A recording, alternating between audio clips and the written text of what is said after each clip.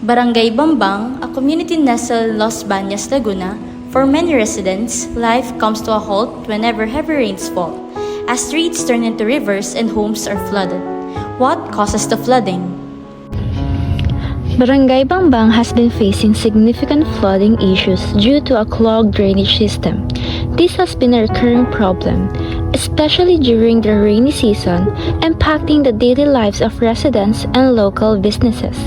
Now, let's turn it over to our reporters who are currently in Barangay Bambang to investigate and gather the perspectives of the residents regarding these pressing issues. Good day, everyone. In every rainfall occurs in Los Baños, Laguna, the residents of Barangay Bambang are on high alert as flood risks intensify. Local authorities have issued warnings urging community members to prepare potential flooding that could disrupt the daily life and pose significant safety hazards.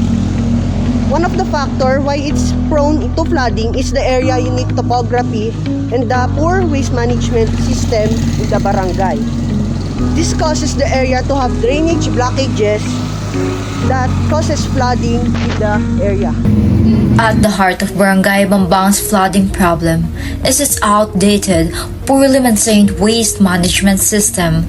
This has led to frequent clogs in the drainage channels, exacerbating the flooding during heavy rains.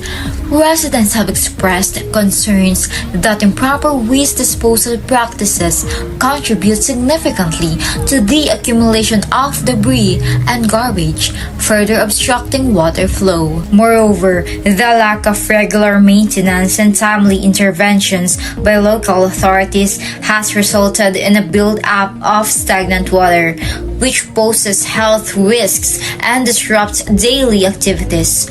Community members are calling for immediate action to upgrade the waste management infrastructure and implement sustainable practices to prevent future flooding events. Join me and my team as we look for a resident who has been living in Barangay Bambang for a long time to share his experiences and answer some of our questions. Their stories and insights are essential for understanding the impact of flooding on the community. Good afternoon po. Nandito po kami para mag-conduct po ng interview po regarding po sa waste management po ng Barangay Bambang, Baños, Laguna. Kayo po ba ay residente ng Barangay Bambang po? Oo.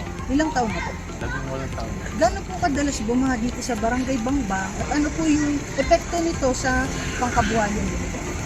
Pag malakas yung ulan, binabahan namin. Sa pangkabuhay naman, mahirap magpunta, mas lalo na pagbaha. Para po sa inyo, ano naman po yung naipo-contribute ng proper waste management dito po sa barangay nito? Siguro maganda naman yung agenda ng proper waste management, pero hindi lang siya napapatupad ng maayos dito sa amin. Para po sa inyo, effective naman po yung action ng barangay officials natin dito sa Barangay Bambang regarding po sa proper waste management. Kaya nga po na sinabi ko, hindi kasi hindi po siya na-implement na maayos. Makalat na naman. Ayun lamang po yung aking interview. Thank you po. Good afternoon po. Nandito po kami para mag-conduct ng interview po regarding sa waste management po ng Barangay Bambang, Baños, Laguna po. Kayo po ba yung residente ng Barangay Bambang po? Oo. Ilang taon na po yung residente dito? Sa 10 taon. Gano'n po kadalas bumaha dito sa Barangay Bambang at ano po yung epekto ninyo sa kabuhayan ninyo po? Madalas bumabaha dito sa amin kapag malalakas yung ulan. Tapos, kadalasan kapag malakas yung ulan, bumabaha nga. Hindi kami makapagtinda sa palengke. Para po sa inyo, ano po yung nai-contribute ng proper waste management dito po sa barangay ninyo? Siguro yung proper waste management is nababawasan yung palaging pagbaha dito sa lugar namin. Pero makalat po dito sa inyo. Hindi naman ganun daan, pero sakto lang.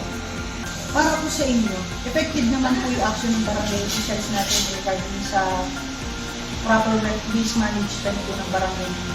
Para sa akin, okay lang naman. Kasi yung mga ginagawa nila is nakakatulong talaga din sa para makaiwas sa pagbaha dito sa akin. Nilawan po yung mga tanong namin dito sa interview. Thank you po. Good afternoon po. Nandito po kami para mag-conduct ng interview po regarding sa waste management ng Barangay Bangbang. Kayo po ba yung residente ng Barangay Bangbang? Opo. Ilang taon na po? Almost 8 years na. Gano'n po kadalas bumaa sa Barangay Bangbang at ano pong epekto nito sa pangkabuhayan nito? Every time po na naulan is binabaha po yung sa may summit po. So, yun po, wala po masyado din nakakabili sa tindahan po namin kasi baha nga.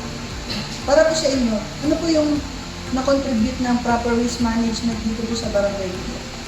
Kung meron man po. Sa amin po kasi wala po ngayong proper waste management. Kaya sa tingin niyo po, kung para sa inyo po, tatanungin ko kayo, effective naman po yung action ng barangay officials kahit wala po yung proper waste management dyan sa barangay Bangbang po. Minsan medyo effective naman siya kapag kapag medyo mahina lang yung ulan, pero kapag malakas na is nabaha talaga. May mga tupad yung mga ganun bawal sa nag-school. Meron. Sige po, yun lang po yung kailangan. Thank you po. The story of Barangay Bambang shows how flooding disrupts not just homes but livelihoods and health. However, with stronger collaboration between the community and local authorities, sustainable solutions can create a safer future for everyone. Barangay Bambang's challenges remind us of the need for urgent action.